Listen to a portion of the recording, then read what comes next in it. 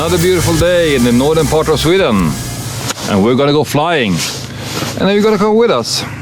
We're gonna go to a small lake in the northern part of the mountain area. We are 3 people, we have a lot of fuel, we have baggage, and the lake is very, very short. With a little help from gravity, everything comes down one way or another. But when it comes to landing an airplane, it's extremely important that you as a pilot make the right decisions. One of the most important decisions during landing and takeoff is what is called the decision point. That's the point you set up depending on the length of the runway.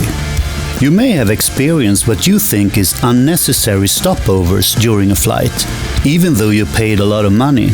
But it probably has to do with how long, or usually how short, the runway was, and therefore had to adjust the amount of fuel to be able to take off on that runway. Today we will land and take off on an extremely short distance and learn about the decision point. The mission today is to show everyone how you should act when you're gonna take off and land on a small remote lake. And it's not only small and remote, it's also quite high altitude. It's about 1,000 meters below the main sea level. So let's go and try it. Come on.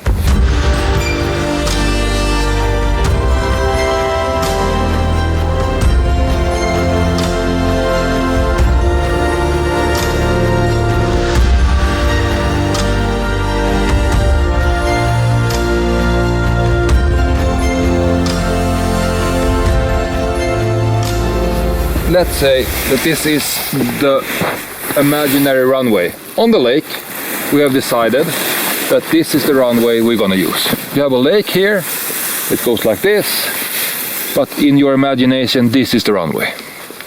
So we're gonna touch down, hopefully somewhere around this point, but you have to make a decision.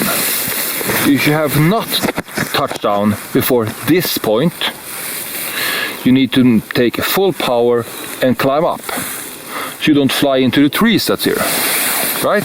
That's a very important thing. So that's the first decision point. That's a decision point for landing.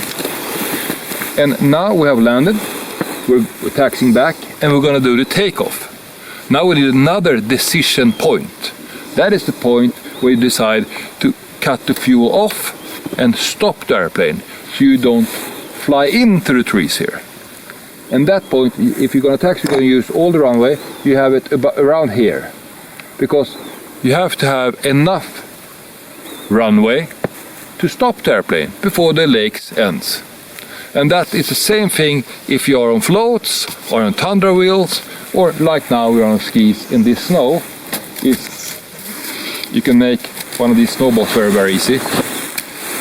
And that means that it's going to be a lot of pressure on the skis, and the friction is going to be high. So we need more power, and we need to get off. And sometimes you have to use your own tracks. So the first time it won't work. So you lay down tracks, and you go back, you lay down tracks, you lay down tracks. In the end, you are pushing the snow down so much, so it gets more slippery. And then it's less friction, and then you will be able to take off. So whatever you do, don't go anywhere without a decision point.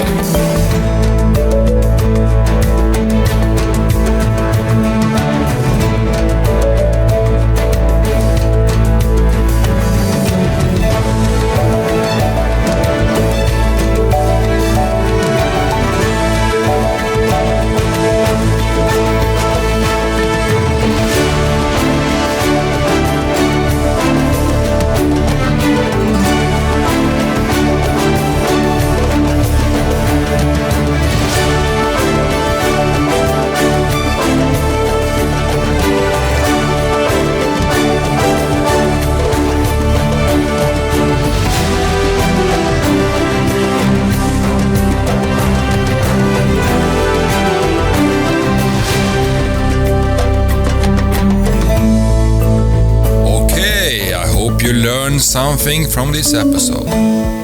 Soon is Christmas. Have you made your wish list yet? I have made mine. So next time we meet, maybe we can open one of my Christmas presents. I can say this much. It won't be about aircraft, flying or stabilizers, but I think you're gonna enjoy it anyway. So until next time, take care. See you soon.